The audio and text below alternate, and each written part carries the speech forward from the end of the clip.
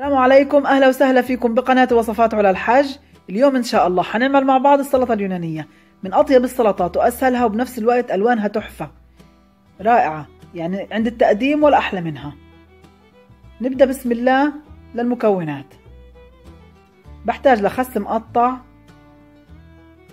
بدي خيار مقطع، بندورة إما كرزية أو عادية، بصل أخضر، زيتون كلاماتا، نعنع أخضر، جبنة فيتا. التومة حخليها مع الصوص. أول شي بصحن التقديم إيش بدي أعمل؟ بدي أرتب الخس، الخيار، البصل، البندورة بالشكل هذا.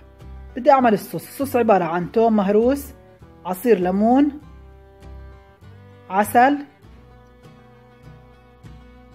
مستردة، أوريجانو، رشة من الفلفل، شوية من الخل رشة، وزيت زيتون،